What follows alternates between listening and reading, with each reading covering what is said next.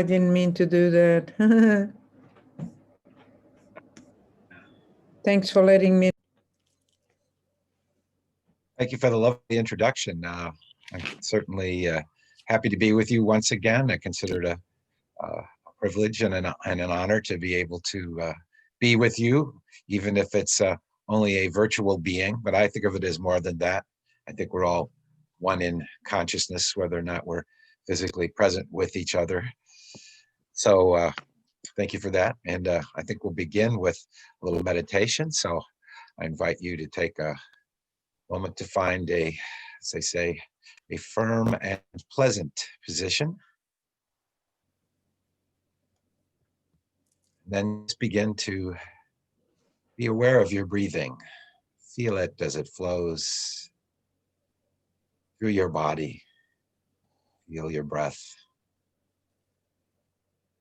Knowing that as you breathe in this nurturing oxygen, the air, physical form of the divine idea of life now flows not just into you and out of your lungs, but all through your body. So that you sense the energy of life. Feel breathing and allow it to take a comfortable and natural rhythm. Feel the energy of life flowing through your whole body. From the crown of your head to the soles of your feet, from the soles of your feet to the crown of your head. Ever continuing flow of life.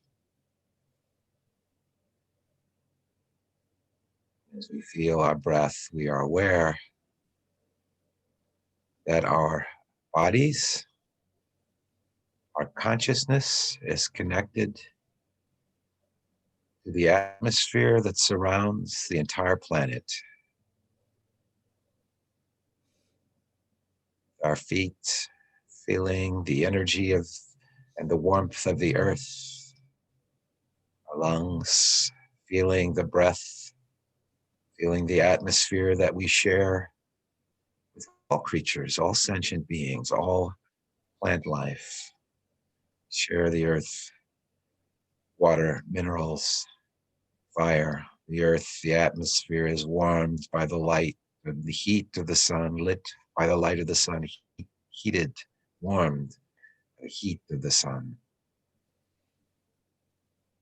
And in this solar system, the gravitational field, planet that we live on is not only connected to the sun, but to all of the planets and all of the moons. Consciousness is connected to the whole universe. We look up at night and see the stars. There is no separation. There is only narrowness or an expansiveness of consciousness. The first and great commandment, hear, O Israel, the Lord our God, the Lord is one. You shall love the Lord your God with all your heart, with all your soul, with all your mind, and with all your strength. The second commandment is like unto it. You shall love your neighbor as yourself. These simple and essential statements of principle from the scriptures, they're deep mystical secrets. The word we translate as Lord is a translation, the Hebrew, I am. And the word Israel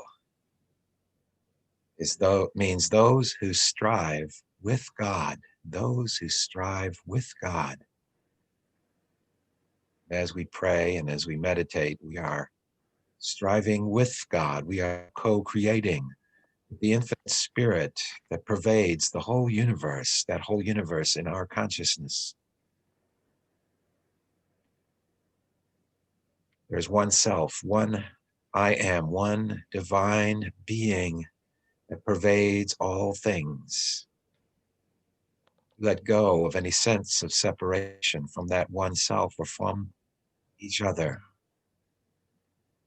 This consciousness of love that pervades our feelings, our thoughts, our actions, our souls.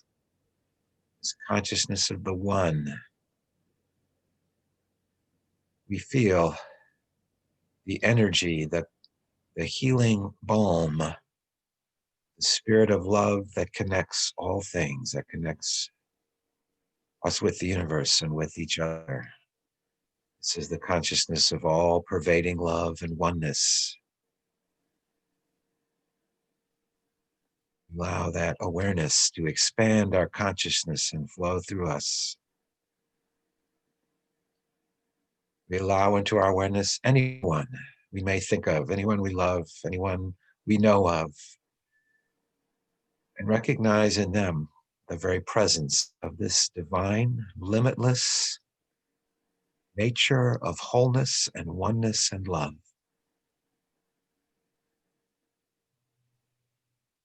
We enter into that state of faith, of trust, inner assurance, faith that is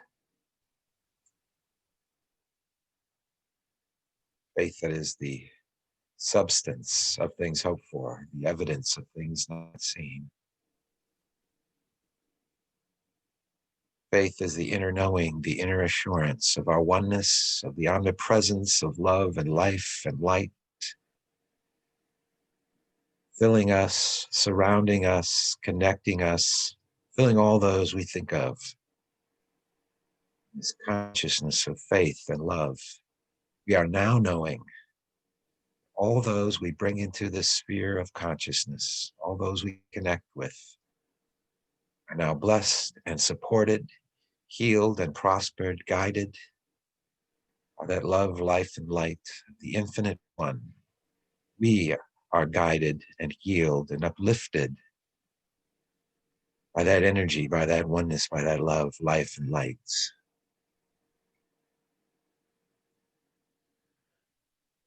So in this awareness, we rest comfortably, blissfully, allowing that energy and light, that wisdom to illuminate and uplift us, to provide for every need, to make us instruments of divine peace and healing. We rest and sit for a few moments, the simple, silent awareness of infinite good.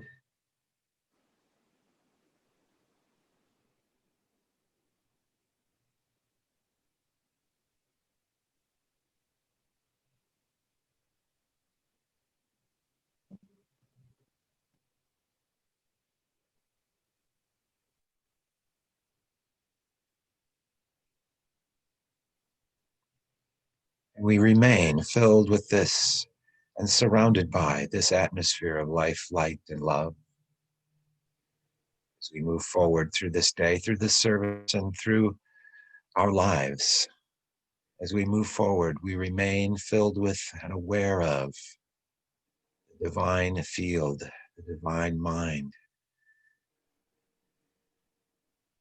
knowing that all things are unfolding for the highest good.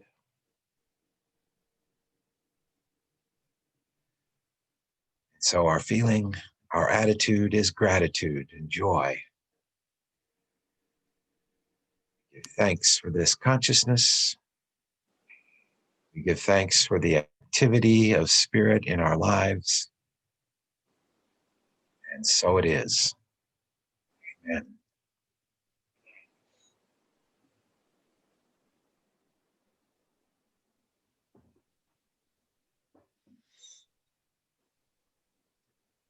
So today I'm going to talk to you a little bit about mysticism. The title of the talk was Unity, Yoga, and Christianity, and you'll see why I have that title. So we'll just jump right into it. So first of all, just what is mysticism? Well, it's the belief that humans can experience conscious union with God, conscious union with God. So the mystic believes we are already one with God. And the goal then of mysticism is simply to become conscious of that.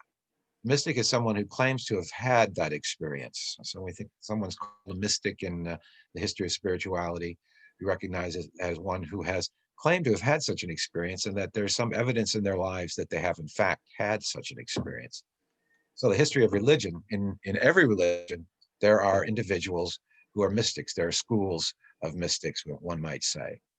That doesn't mean that every religion is filled with mysticism, but every religion has a mystical tradition within it. Sometimes it's more or less suppressed, sometimes it's right out front, but always it is there, regardless of what tradition you look at, regardless of the differences in religious terminology and religious concepts. The mystical writings in all of these traditions have a few common ideas that we can recognize as we study their writings. So I'm not going to be quoting a lot of mystics today. I'm just going to ask you to trust that what I'm telling you is true. It's something that you can find out for yourself. Um, but one of the things that is fundamental in mysticism is the idea that God or the divine pervades all things. God or the divine pervades all things.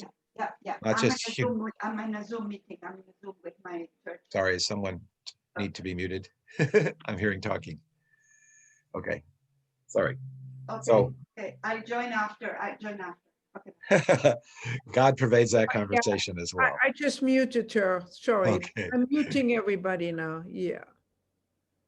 okay. So that's still the activity of God. So Except I don't want to mute you. I got me. I got it. Okay. Thank you. All We're right. up We're and back in. running. Yeah, we're back. Sorry. Back in sync. No problem. This is one of the fun parts that's different about connecting electronically, is that you never know what's going to happen. So we just flow with it, right? It's all one. Yes. All one. Okay, so in a way, what we're doing, what we're experiencing is the essential unity in the universe. We're able to connect through this virtual medium of the internet. And sometimes we find that there are disturbances in the field, as they say in the Star Wars movies, disturbances in the field, but that's okay. We adjust to that. And that's part of the experience of unfolding our spiritual consciousness and the divinity that is within us. So, as I was saying, in the common ideas that you find in all the different mystical traditions, one that God pervades all things, the divine pervades all things, it's everywhere present, that this divine being, God, is life and love and light, that this God is a God of peace, this God is absolute good. The mystics recognize a higher dimension of being that we don't ordinarily or always perceive in our perspective as human. At the same time, while the mystics talk about these different ideas that they associate with God, these attributes of God, of being, life, light, love, peace, good, wisdom, all those very positive associations we have with the divine, the mystics also recognize that God transcends all human concepts. So the mystic doesn't stop with the concepts, but uses those ideas and those feelings to rise up and transcend our ordinary ways of seeing and our ordinary ways of being into an experience that mystics generally say cannot really truly be described. Mystical experience, for those who have it, even if it's just a moment in their lives, transforms them. It transforms those who have that experience. It's a transformation that can be seen by looking at the person's life before the experience and that person's life afterwards. There's a change in attitude and ways of being that is evidenced. Sometimes it has a very profound effect on those around the mystic. Other times, perhaps not so much, but it does change the one who has that knowing. Mystics and the mystical traditions have an inclusive compassion. They tend to be less narrow than some of the other narrow in their consciousness than some of the others who are part of their religious tradition. They tend to see that this God that pervades all things is acting through other traditions and other individuals. And they see that common thread and recognize it and accept it and are open to it. So mysticism tends to be much more inclusive than the traditions that they're associated with. And another common feature of the mystical experience is an inner assurance of immortality, where others may hope or believe in immortality. The mystic knows at a level that cannot be shaken. Now imagine if we lived in a world in which all people were mystics, all had this vast consciousness of oneness and immortality, compassion, love, light, life. All the people were mystics. How would the world change? Can you see that such a world would be healthier and more harmonious? Can you see that people would no longer be indifferent to the sufferings of others, that all would strive to work together to raise up the standard for the general welfare and the common good, to raise up that standard? In such a world, can you see that leaders would strive not so much to cling to power, not to cling to power by any means, but rather would be motivated purely by a desire to serve the common good? A world of mystics is heaven on earth. And each of us, conscious of the possibility of that better world, can contribute to its fulfillment by becoming one of those mystics, by following a mystical path that expands our consciousness and makes us instruments, more purely instruments of the divine in our daily lives, no matter what else we do. Well, unity is such a path. Unity is a spiritual path. It is a mystic path to conscious union with the divine. Not everyone is aware of this. You don't always hear it, but nevertheless, if you study the teachings deeply, this is what you see. This is a mystic path. The goal is this conscious union with the divine and to express it and manifest it. And as with any path, there are stages in the unity path. And the first stage really just begins with study and prayer and meditation. We begin to study the teachings. We begin to practice prayer and meditation. And the second stage may follow fairly quickly after that, but it may go on for some time. The second stage is that once you've attained an ability to practice the teachings, you begin to have the experiences of what we call in unity demonstrations of the truth. Now, those demonstrations vary from individual to individual, depending on where they are in life and what's going on in their lives. Sometimes what happens is simply but profoundly a release of stress, anxiety, or negative feelings that may be burdening the person. They are lifted up out of that. That's a demonstration. It's an important demonstration. It's not something that we might think of as miraculous, but to the person who is lifted up and relieved, it may seem like a miracle. The demonstrations may involve an increased flow of supply, changes in our outer experiences in which we feel more prosperous and more abundant. We experience the abundant life. That may be a demonstration. We may receive important guidance that leads us on a new path in life or helps us carry through in a situation. We may receive a deep spiritual insight. We may be guided in deep meditation or in dreams. The demonstration may be, as was emphasized very early on in unity teachings, the demonstration may be a physical healing. But some things happen that convince us that we're on the right path. We begin to have these experiences. We might think of them sometimes as, oh, it's just an accident or it's just an incident. But as we grow in consciousness, we realize there are no accidents, that all of these things are interconnected, and that our prayer life and our practice of the spiritual teachings is what's brought about these demonstrations that change our lives in positive ways, and may even begin to open up in us a kind of element of leadership or modeling for others this truth that we teach. So when we begin to have these demonstrations and we begin to feel more and more confident in the truth and the teachings and the sense of the divine at work in our lives, we may enter onto a third stage. And the third stage of this path, life, the spiritual life, becomes practically an effortless flow. You are more easily able to keep regular times of meditation. You look forward to them. It's simply a part of how you are.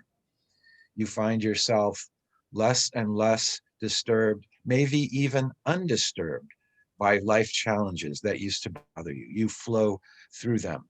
You flow through them in an assurance that the divine is at work and all things are unfolding in a way for the highest good. You flow into leadership in your spiritual community. You may be a leader as in some kind of volunteer work or as an administrator. You may become a teacher or a minister.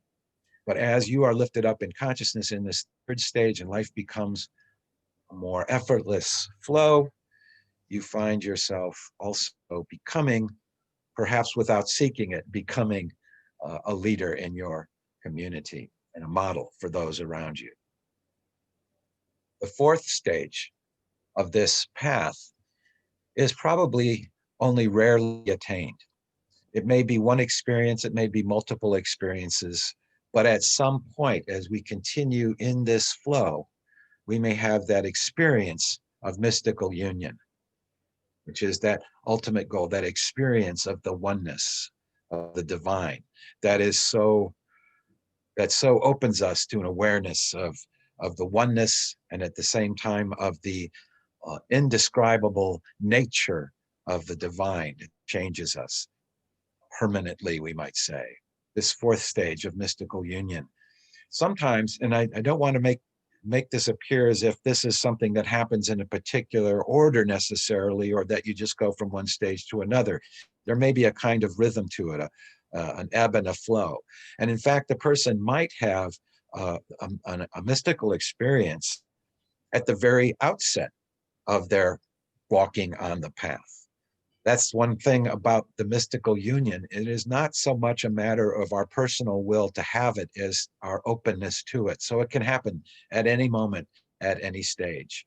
But the point of calling it the fourth stage is this recognition that as we go through this path, this mystical union, this consciousness of the divine oneness becomes real for us in a way that is firmly established in our consciousness and in our lives.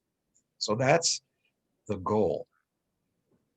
Charles Fillmore's writings and Myrtle Fillmore's writings indicate that they had mystical experiences. They don't come right out and say it in a way that it's often described, but you can tell from the language in their writing that they are aware of this moment of union that transforms their consciousness. So, for example, Charles Fillmore wrote about the limitations of language in talking about God. That's one of the markers of someone who has that mystical consciousness, is they recognize that no matter what they say or how much they talk, they cannot really describe that experience. They can only sort of point to it, climb up to it. And so Charles wrote, "Words never express that which God is.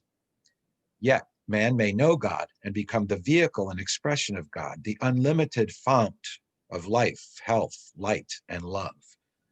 God as the infinite," it's the end of the quote, "God as the infinite is inherently indescribable. Nevertheless, the infinite is omnipresent. And as we become aware of that, as we know that, as we connect with that, we then become pure vehicles for the expression of that life, health, light, and love that Charles describes in that passage."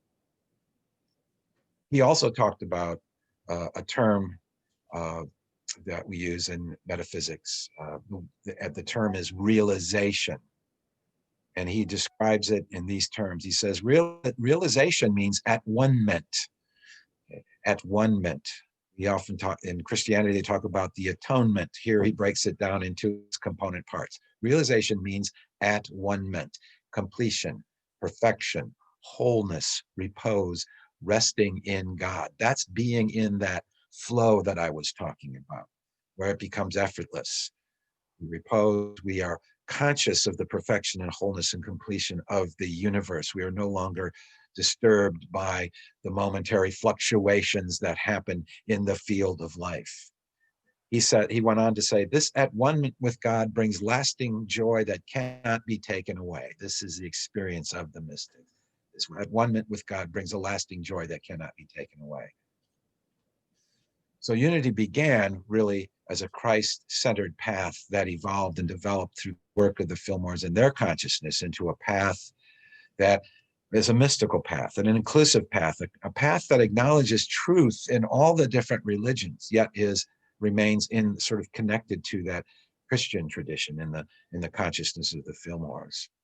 And this is a common attitude of all the mystics. They tend to be associated with, like, you know, they might be Sufis from Islam, or they might be Hindus, might be Buddhists, but their attitude towards others is one of openness and inclusivity and recognition that there's truth in the different paths. So they do not find themselves at odds with other religions, even though they themselves associate with a particular spiritual terminology that's part of perhaps their culture, or part of the way they entered into this path. So the unity teaching was originally Christ-centered path. And that's why there's so much emphasis on understanding the Bible and the teachings of Jesus and so on, leading us along the way.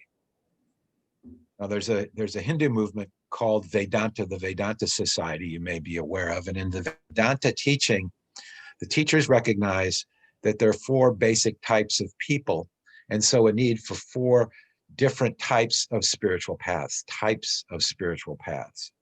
And one of the things that I find very interesting about unity is that the Fillmores seem to sort of intuitively laid hold of or integrated those 4 types of paths for those 4 types of people. And so the unity teachings reflect these different paths. And I wanted to talk to you a little bit about those today. Perhaps you will recognize yourself in one of these paths. I'm actually going to talk about a sort of 5th way after we talk about the 4 main ways. So the first path is called, or one of the paths is called the Bhakti path. Bhakti just means devotion. This is a path of love. This is a path of the heart. So if you tend to think of and relate to God in personal terms, you might be a Bhakti. If you are more interested in the Christ idea, or in Jesus, or in the Holy Spirit, or God as Father and Mother, than you are in abstract metaphysical concepts such as God as principle. If you relate to God in those more personal terms, you might be Bhakti. If you prefer movement and singing and chanting to sitting alone and thinking of affirmations or meditating on power centers, you might be a Bhakti. If you prefer a little emotion in the preaching to intellectual lectures, you might be a Bhakti type, a devotional type. And we find this is the most popular, the most common form of religion in the world, in Christianity and Hinduism especially, but also in Buddhism.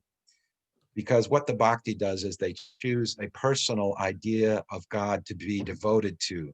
And of course, along the path, the idea is by loving this image or personal idea of God, one begins to see that idea in all people. One of the advantages of the devotional path, according to the teachings, is that it's the quickest of all paths. It's the quickest to a divine experience. But there are also a couple of disadvantages if you're for the pure Bhakti type. One is that God always remains other. So one has an experience of God, but not an experience of union with the divine. The divine is always sort of out there, separate. And also another disadvantage of the Bhakti path is, or if we can think of this as an advantage, is it tends to be fairly narrow in what it accepts about other religions. It tends to think this is the only way. So the Bhakti types in Christianity and Hinduism may genuinely have transforming spiritual experiences of what they might call experiences of God. And at the same time, there are, as I said, some disadvantages, but it's a path for a certain type. Now, as I said, unity incorporates these paths. You find it in the original teachings.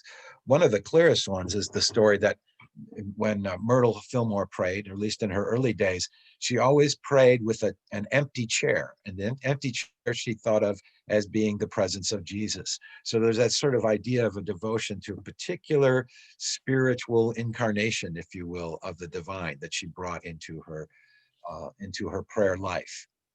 But she also recognized a more expansive vision of this idea of Jesus, or the idea of Christ. And so she wrote that instead of thinking of the Lord as the personal Jesus Christ, who is away at some distant place called heaven, begin to think of the Lord as your own God-given Christ mind, and Jesus Christ as ever present, as ever with you in the spiritual consciousness that he established. So Myrtle and Charles both had this idea of the presence, the spiritual consciousness of Jesus Christ being present with them. That's a very bhakti or devotional sort of way of looking at the divine. Myrtle also said that to do the works that Jesus promised his followers would do, one must raise his consciousness to where one is able to see the perfect image and likeness in all people.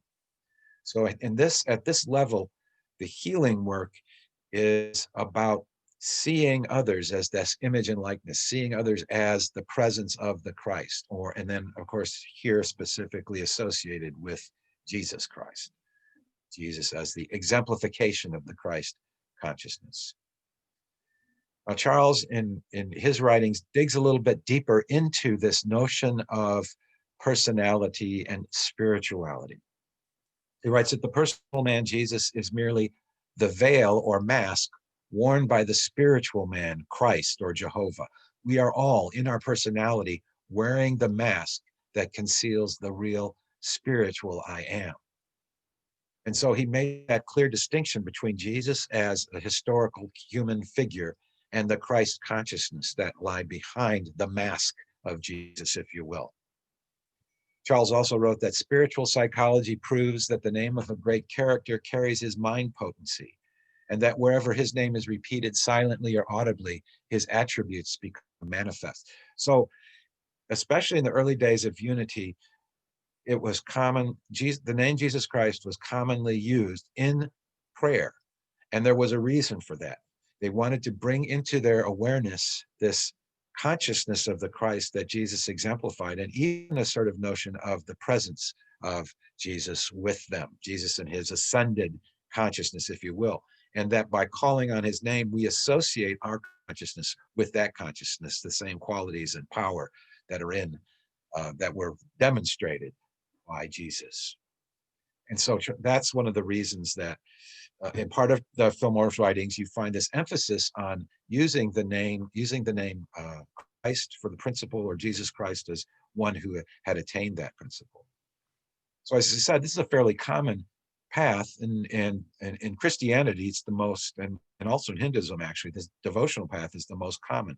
The Hindus will choose someone like Krishna to be the image of God for them. And of course, in Christianity, it's Jesus. And examples of famous people who were on clear exemplars of this path, we could think of St. Francis of Assisi as one example. Someone who tried to live a life of literally imitating Christ as he understood the Christ idea, that devotion to the personal idea.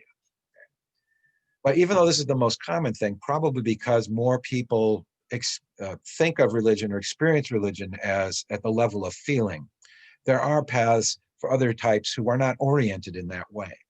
A second path is known in Hinduism as the Jnana path. It's a path of wisdom. So this path is more intellectual. It begins more at the realm of thought than at the realm of feeling. So, for example, if you enjoy metaphysical discussion, if you find that using truth affirmations and meditation is very helpful for you, if you tend to think of God more as infinite being or transcendent being or principle than thinking of God as in personal terms, you might be a Jnana type, a wisdom type. If you relate to the idea of God as your higher self, you might be a wisdom type. So we see, and this is maybe the most prominent feature of unity teachings, really, in the whole bulk of the teachings, this wisdom teaching. It's what we call metaphysics. And so we see this right away in Charles Fillmore's first book. He says, God is principle, law, being, mind, spirit, all good, omnipotent, omniscient, omnipresent, unchangeable, creator, source of all that is, cause. Now, in that writing, he also says Father. So he still brings in that personal dimension in talking about God. But the thing I want to point out is when we think of God as principle, law, being, and these terms, they're more abstract, they're less personal, they're less narrow. But yet, some people find the path to the divine through thinking about God in ways that transcend our ordinary concepts of the finite world. The idea that there's no absence or separation in God, as Charles writes, is a mystical idea. No absence, no separation. He also wrote that God is individually formed in consciousness in each of us. This is where the personal dimension can come in. When our individually formed idea of God, right? And so we hold, as he says, we hold in mind these ideas and they express in our world. This is the metaphysical path, the path of holding ideas, the path of reflecting on the transcendent nature of the divine, but also the immanent nature of the divine, the God that is mind, one might say. And so in the language of divine ideas and mind, we find this metaphysical path for those who are more of the wisdom path, the Yanya type. Examples of that examples of those on that path. One we could think of is Meister Eckhart. If you know anything about the mystic Meister Eckhart, he was more of a metaphysical mystic. That's another term we can use for the wisdom path, the metaphysical mystic. And of course, in our own New Thought tradition, Emma Curtis Hopkins is a really good example of one who is of that type. And of course, the Fillmores are of that type as well, right? So we're talking about, what do you relate to? Do you relate more to personal ideas? Do you relate more to metaphysical ideas? Now, the third path is called karma yoga. It's the path of action. So this is a path for people who are much more oriented in life to acting, to taking action. So, for example, if you have trouble sitting still for more than 5 minutes at a time, that's not useful for meditation, but you might be a karma yogi. If you enjoy doing physical activity, if you like to do volunteer activities, if you are energized more by interaction than solitude, if you desire to serve God and humanity through action, you might be a karma type.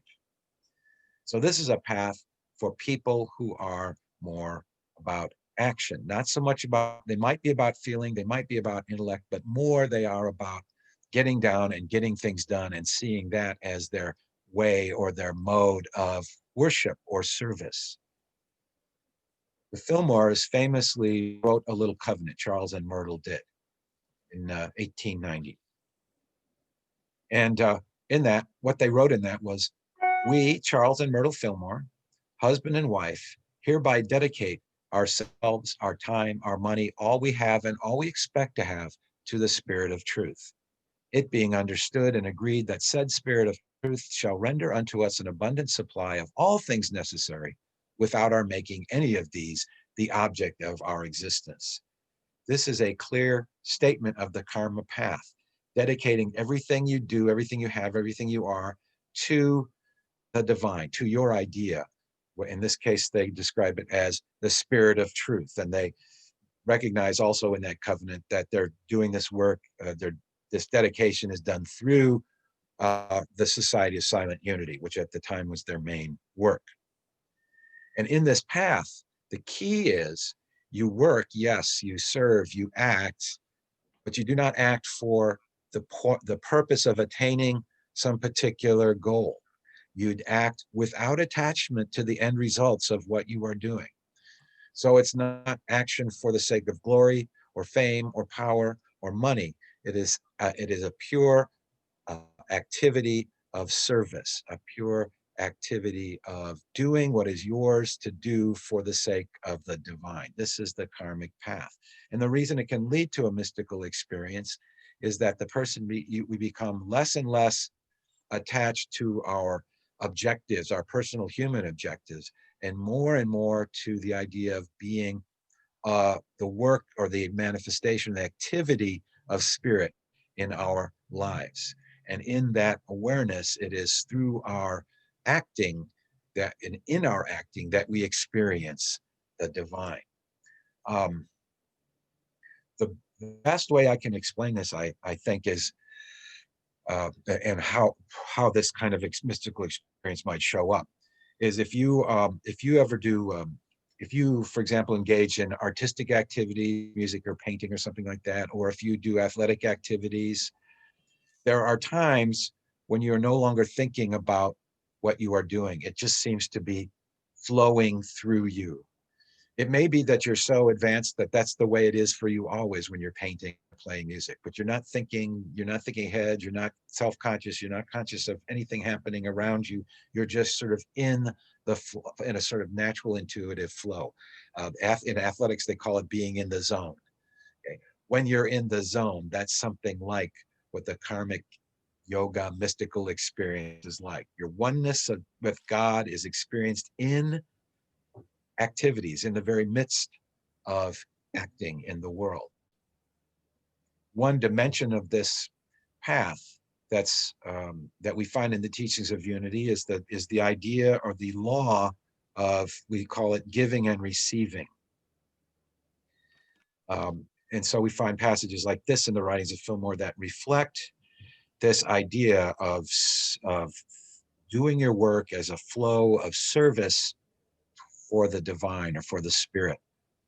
So he writes, for example, dedicate yourself in spirit to the ministry of Jesus and resolve to carry forward the great work he has commissioned you to do. Okay. Now, without getting, that could be very specifically spiritual work that we think of as spiritual vocations like teaching or ministry, but actually it can be any kind of activity. Any kind of work that we do in life can be as a service to others, can be a way of participating in the prosperity or the service of the community. So any of that can be part of that, what he calls the ministry of Jesus, the giving of yourself to others. He says, and this is a key to the second part of the covenant, that in dedicating all of this to spirit, there's a recognition that spirit will provide for your every need without you making that the object of what you're doing. So you're not working for the money or for the glory or for the fame. You're working for God. And at the same time, recognizing that everything you need will be provided, right? So hold steadily to the law of equity and justice that is working in and through you, knowing for a certainty that you are supplied with everything necessary to fulfill your requirements. So we let go of worry about where our income is going to come from or what we're going to achieve or how others are going to see it. And we're doing the work for the sake of the work, for the sake of spirit, trusting that or holding to that truth that there is a law of equity and justice, that all your needs will be met as you dedicate yourself in this way. Think of yourself as spirit working with powerful spiritual forces, he said. It's another expression of that idea. You are spirit working with powerful spiritual forces, and the demands of spirit will be met. Examples of the karma yoga type in other traditions would be, maybe you've read Practicing the Presence by Brother Lawrence. Brother Lawrence was a monk of the 16th century who wrote a little booklet that is almost pure karma yogi, where every action is an act of spiritual service, and he talks about that. It's a very popular little book, and I recommend you read it sometime just because it's a spiritual classic. But another example of someone who would be on this path would be Mahatma Gandhi. If you study Gandhi's teachings, you see, okay, this is about what he called truth force, right? It's about working for the truth, working for spiritual values, in effect, without being concerned about the outcome. That's how he was able to persist. That's how in the United States, the civil rights movement, people were able to persist because they weren't attached to the results. They just knew that if they did what they were supposed to do, things would work out, again, according to divine law, one way or another. They trusted that would happen. So they didn't get this easily discouraged because they weren't looking at in terms of what can we get? They weren't looking so much in terms of achieving a particular objective, even though that objective was there, but they were doing the work as they were doing it from this consciousness that this is the thing that spirit wants us to do, right? So those are a couple examples. The final path, the fourth path, is for the person who is more introspective. For example, if you're interested, especially in psychology, you might be of this path. It's called the Raja path, the Raja Yoga, the king of the yogas. It's a path of inner exploration. This is where the 12 powers teachings of unity comes in. That's a pure Raja Yoga teaching. If you find it easy to focus into your body, okay, you might be a Raja type. If you're interested in psychology, especially your own psychology, you might be a Raja type. If you're interested in looking within yourself, if you're interested in experiencing altered states of consciousness, if you're interested in psychic powers, you might be a Raja type. This goes back to the original teacher of yoga from which all the yogic teachings are derived. It's a man named Patanjali. The sutras of Patanjali are the basis of all forms of yoga. But it initially was this idea of going within, the inner meditative experience. And so we find this teaching in the 12 power system, in the Hindu chakras, and in the another example is the Native American tribe, the Hopis, have a sort of chakra system, a 5 chakra system, if you will, in their spirituality. Charles Fillmore wrote about it in this way. He said the subconscious realm in man has 12 great centers of actions with 12 presiding egos or identities. Okay, so those are the power centers. And it's important to recognize that even though we locate them in physical terms, what Charles is saying here, it's actually, these power centers are in not the body, but the subconscious. They simply have areas of activity in the body. In the subconscious, there are these 12 action centers: faith, love, life, strength, wisdom, imagination, and so on. These are the power centers that we talk about in the 12 powers teaching. And this is a pure Raja Yoga teaching. You go down, you send your thoughts into these centers, you use your word to quicken them to life. That was how Myrtle Fillmore started out on her physical healing journey, talking to the life centers in her body. And then over a few years, the whole system of 12 powers was developed, mainly by Charles in terms of the writing of it. But I'm sure it was kind of a cooperative venture and exploration of ideas where they discovered these centers and associated them with spiritual ideas, just as is done in what's called Kundalini Yoga in Hinduism. And so what's the goal here? Well, it's to awaken these centers, to develop these powers, to complete what the Fillmores called a regeneration of consciousness, a regeneration of the body to a higher spiritual vibratory level. And so in the description of what Charles Fillmore understood to be the meaning of the second coming or the second advent, as it's talked about in Christianity, he said the second coming is the awakening and the regeneration of the subconscious mind through the superconscious or Christ mind. So it's an inner process. And he said these 12 powers are all expressed and developed under the guidance of divine mind. So it's a linkage of the infinite with the superconscious, with the subconscious, and with the body. That there's an integration of these dimensions of being through these 12 centers and these 12 divine ideas. I said this is rooted in the teachings of the font of the yogic teachings and of Patanjali. A more recent example in the Hindu tradition was Vivekananda, who was one of the founders of the Vedanta Society that I mentioned. And another example of a sort of simplified and made for popular consumption Raja Yoga are the TM teachings, Transcendental Meditation, the Maharishi Mahesh Yogi, right? TM is actually one of the exercises that you would find in studying Patanjali. It's one that's fairly simple, and hence people are able to adapt, quickly learn it, and use it. But it's part of that idea, that original idea of singular, concentrated focus on an idea or a center or an object to eventually penetrate through to the essence, because the essence in anything that you concentrate on, whether it's an apple or your solar plexus, the essence of it is God. And so if you penetrate into the essence, no matter what it is that you focus on, you find God. That's the theory of the path, if you will.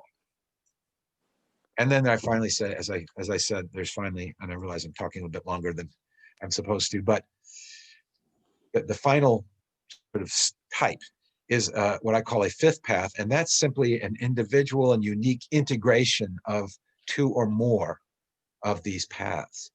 So while some people might be perfectly comfortable, purely focused at the level of feeling, and others at the level of wisdom or thought about the universe, and others in the Raja path or others in the Karma path, all of us have feelings. So in a sense, the Bhakti dimension can be a part of anyone's spiritual path. All of us have feelings. All of us think about things. All of us act in the world. And all of us, to some degree, are interested in knowing ourselves, self-exploration. So while one might have a very strong orientation towards one of those ways of linking with the divine, there can also be an integration of them, as we find in the unity teachings. If you just study the unity teachings, you end up getting acquainted with all four paths intuitively interwoven. But the point is you become aware of who you are and what your orientation is in life, you have a better sense of what's going to work best for you on your mystical journey. Maybe you find that there's a greater need for devotion to a personal idea. Maybe you find that you need to do more inner exploration. Maybe you feel a need to apply the idea of work to your spirituality, so that non-attachment and that working for the sake of the divine, right? Whatever dimensions or degrees of that fit for you, you will integrate into your path. You will know. I'm hoping that as I were talking about these different paths, that you might recognize something of yourself in one or more of them, and get a sense that you already are on a path. Okay? And now to get a clearer sense of doing that in an intentional way, and finding that your life is a little out of balance, maybe in hearing these different types, you recognize, oh, I really do need that more powerful direction of my emotions to a sort of personal relationship with the divine. Maybe I do need to look more within myself, or maybe I do need to think about principles more, or maybe I do need to find a way to integrate my active work life with my spirituality. I'm hoping that you're able to, in hearing these, recognize and seeing what your path is, and how you can be even more focused and more efficient and effective on your journey. Can you envision a world in which most people function from the mystical consciousness of inner peace, unity, and love? And you see that such a world would be healthier and more harmonious. A world in which most people were mystics, in which most would have at least a glimpse of the omnipresence of the divine. We would find more of heaven on earth. And do not think that it is ever too late to begin this path, because the mystical insight can happen in an instantaneous moment of insight. Results can come quickly for the individual whose heart is set on this path, on this consciousness of spirit. By following the unity mystical path, we can experience our divinity here and now. We can experience divinity all around us. We can become instruments of heaven, voices in an angelic choir on earth, lifting humanity into celestial spheres of joy. Thank you. Oh, Oh, thank you. thank you. Oh, people, can you unmute yourself, everybody, so we can give James a really good thank you, thank you, thank you. Thank you. Thank you. Thank you. That was wonderful. Yeah. Really. I have a question. For me? So I question have- for Wilma wants to talk. Wilma? about- Go ahead. Yes, I would like to find out if you can find elements of those different parts within one person. Like you might like the path where you like to sing and shout and dance, and yet there are times when you prefer to be in the silence and be quiet and things like that. Is it that you're moving? Absolutely. In fact, I think kind of part of my point was that wasn't, you can't get in everything in any given talk, but yeah, Charles Fillmore thought that singing was a really important part of spirituality. So he loved to sing what we call joy songs, right? Cora Fillmore, Charles' second wife, after Myrtle passed on, he remarried. And Cora wrote a book called Christ Enthroned in Man. That's 12 Powers Meditations. But my point is, Cora liked to do dance. So she believed that dance was part of spirituality. So that was something that she did, as well as sort of the inward exploration of the 12 powers and all the rest. So yeah, Charles loved to sing. I don't think he was much for dancing, but he was sort of struggling with his own personal challenge with his leg, although he's always described as being spry, but I don't think he was necessarily into dancing and waving his arms, but he was into joy songs. He would just break out into leading people in joy song opportunity. So yes, you can combine them. I think it's one of the things I love about this teaching with the Fillmores is they did combine all four of those dimensions kind of intuitively, not sort of in a conscious attention to follow yogic teachings, but that's just what their path was. So yes, it's definitely possible to combine all of that. And thank you for the question. It's a good question. Any other questions? I have a question. Any other applauses? It looked like Lisa had something she wanted to say. Well, it's not really a question because you answered most of my questions during your talk and Wilma followed up there. But I'd just like to say I bought a new book this week. Oh, Maybe you recognize it. Yes, I do. Thank you. I have a copy myself right here. And I've only Mine's going to read show one, up backwards. as synchronicity would have it, I've only read one chapter so far. And wouldn't you know, the chapter was At One-ment Through Christ Consciousness. Oh, no kidding. Set me up perfectly for your talk. Thank you. It was brilliant. Really appreciate it. Oh yeah, I guess I should mention that. I wrote, what's it been, about 20 years ago, I wrote the original version of this book, and then I decided it was time for a revision of the it's an anthology. It's partly an anthology, partly a study and commentary. So what I tried to do was provide an overview of Charles Fillmore's whole system of thought in the context of to put it in a sort of historical, theological, if you will, context, according to different categories. And I tried to find his writings that that were accessible, that I thought were really well written little pieces on the different subjects, because he wrote on all these subjects for 50 years. So I tried to pick out sort of the best ones and then sort of explain that context. So we did a number of revisions. One of them was, I realized that Charles's writing style was kind of like his stock talking style, and in a way kind of like mine. We have a tendency to go off in little sidetracks and digressions, which can be disconcerting when you're reading it. So I tried to sort of minimize the digressions and repetition and superfluity. So the original book just contained the entire articles as were written. This new revised version is a little bit more condensed and I hope has a little better flow to it than the first version did. But people kept asking about the book, and it was out of print, and Amazon was running out of copies. So I thought, okay, maybe time to do a revision. But thank you for getting that. I appreciate it. Yeah. Yeah, so you all have seen the book that's available on Amazon, I'm assuming, right? Called The Essential Charles Fillmore. I got it. I got the old one. So it's time to get the new one. Yeah. So we want to thank you, James, very, very much.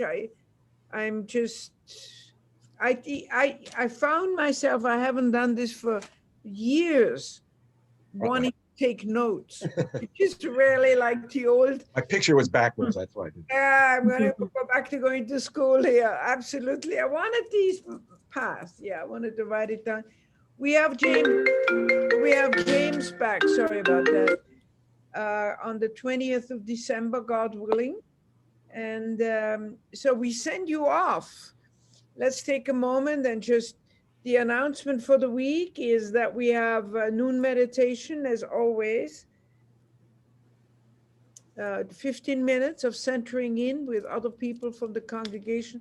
Then on Wednesday, we have a class on the Eric Butterworth's book, small but potent book, Unity, a Quest for Truth. And next Sunday, like I said, we have a town hall meeting to answer any questions you might have, but also to hear a report from the search committee. Okay, so let's come together with our prayer for protection.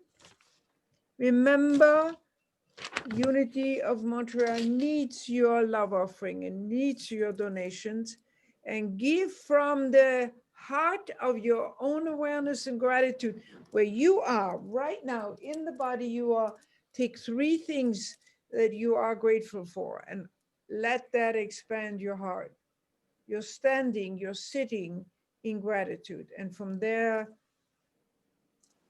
send out your gift. So our closing is our prayer for protection with one another, for one another, with smiles and shining eyes. The light of God surrounds us. The love of God enfolds us. the power The of God power of God protects us. The and the presence presence of God. of God The presence of watches God over us watches over us wherever we are. God. wherever we are. God is. And I want a All is special well. blessing to those who are connected with a landline, like Terry maybe, and Teresa, and anybody. Oh yeah, Merlin has maybe Jennifer. Jennifer. So all of you.